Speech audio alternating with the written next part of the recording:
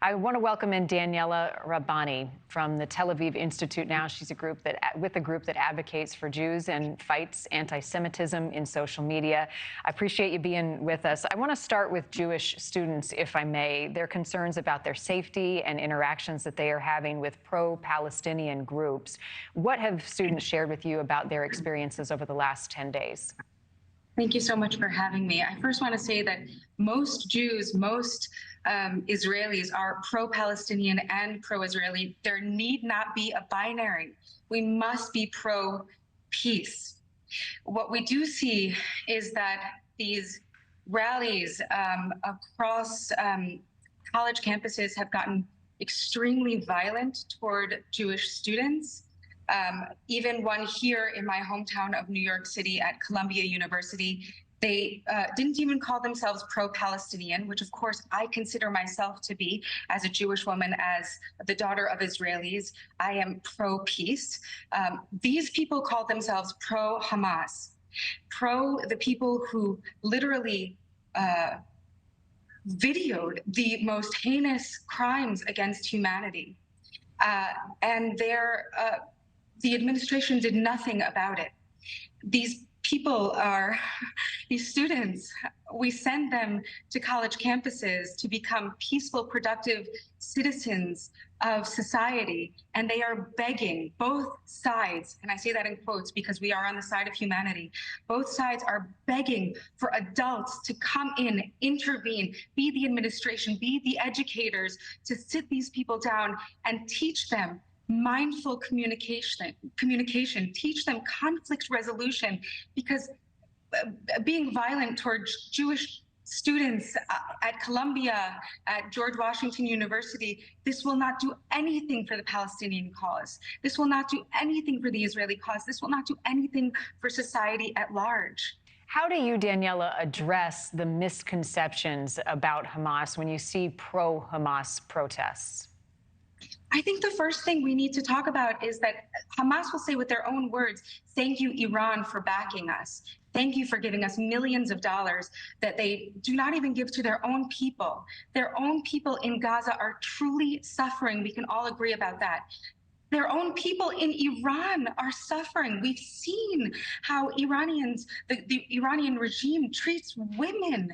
I mean, we can debunk this misconception that Palestine is going to be freed by Hamas. We have to unite in our efforts to free the Gazans from this horrific terrorist regime. I was reading a Gallup poll that stood out to me. It was released in April of this year. It revealed for the first time, Daniella, that Democrats expressed more sympathy for Palestinians than they did for Israelis. 49% siding with Palestinians, 38% sympathizing with Israel. What do you think is driving that shift? And is it generational? And there's a Netanyahu factor in this as well. Thank you so much for mentioning Netanyahu, who you'll notice that there were thousands and thousands of Israelis protesting against for literally an entire year. This is not a man that most Jews or Israelis align with. I think there is an issue with education. I think we have failed our children and our students in communicating what words like occupation mean, what words like apartheid mean, what words like genocide mean. We have failed our students in that we have created a binary. We need to teach students on college campuses, in high school, what our shared history is in order to have a shared future. One of your recent posts on Instagram caught my attention. It reads, "Living Jewishly is an act of resistance." Talk about that statement and what it means to you. I'm sure you've reached out to many Jewish influencers, many Jewish celebrities, Jewish people who have declined to be here today. And the reason why is because we receive death threats for being Jewish. We receive rape threats for being Jewish women. We and I don't know if you experience this as a peace ally, but even our allies are receiving these types of messages, fear tactics. Of course, we've seen what Hamas has done to our people, and we are afraid. So living Jewishly is an act of resistance.